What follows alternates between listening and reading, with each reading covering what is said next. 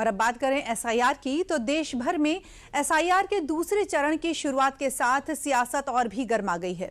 बिहार में एसआईआर पर उठे सवाल अब 12 राज्यों और केंद्र शासित प्रदेशों तक पहुंच गए हैं। विपक्ष आरोप लगा रहा है तो बीजेपी पलटवार में जुटी हुई है। इस पर एक रिपोर्ट। एसआईआर जो बिहार में हुआ, बिहार को लोकतंत्र की हत्या का एक प्रयोगशाला बनाया गया और अब 12 राज्यों में वही दोहराया जा रहा है। ये बयान एसआईआर के अगले चरण पर छिड़े सियासी रण की तस्दीक कर रहा है। दरअसल बीते दिन देश के चुनाव आयोग ने यूपी समेत 12 राज्यों और केंद्र शासित प्रदेशों में एसआईआर कराने का ऐलान किया है। मंगलवार को इन राज्यों में एसआईआर की प्रक्रिया का आगाज भी हो गया है, लेकिन हाल ही में बिहार में हुए एसआईआर की जमकर खिलाफत करने वाला विपक्ष एक बार फिर एसआईआर पर सवाल उठाता दिख रहा है। सवाल तो ये है कि आखिर मंशा क्या है एसआईआर कराने के पीछे की। अभी जाने कितने चुनाव हो गए हैं, तो ये क्या चाहते हैं? अभी तक के चुनाव हुए अनडेमोक्रेटिक तरीके से हुए हैं।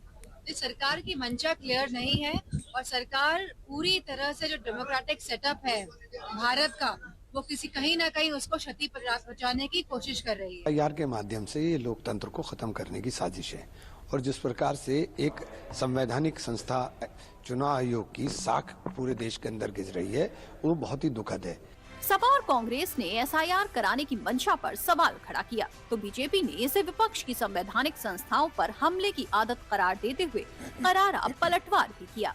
जो समावेशी सुधार होगा, संवैधानिक सुधार होगा, उस पर सियासी और सांप्रदायिक वार करने की कुछ लोगों की आदत बन गई है और उसी का नतीजा दिखाई पड़ता है कि कोई भी सुधार का चीज हो, उस पर जो है वो पहले तो आप काल्पनिक कंफ्यूजन क्रिएट करने की क्रिमिनल कॉन्स्पिरेसी करोगे, उसके बाद जो है वो समाज में भय और भ्रम का भौकाल खड़ा करने की कोशिश करोगे, लेकिन ये अब सफल नहीं होगा। ये सभी कुछ इलेक्शन कमीशन का संवैधानिक दायित्व भी है, उनका संवैधानिक अधिकार भी है और हम तो स्वागत करते हैं, परंतु कुछ लोग एसआईआर के नाम पर, ये एसआईआर नहीं, बचाओ परिवार और संविधान पर वार, ये करने लगते हैं।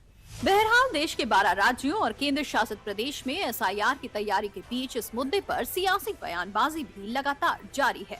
विपक्ष बिहार में हुए एसआईआर के बहाने इस पूरी प्रक्रिया पर सवाल उठा रहा है। वहीं बीते दिन मुख्य चुनाव आयुक्त ज्ञानेश कुमार ने बिहार में हुए एसआईआर को सफल करार दिया है।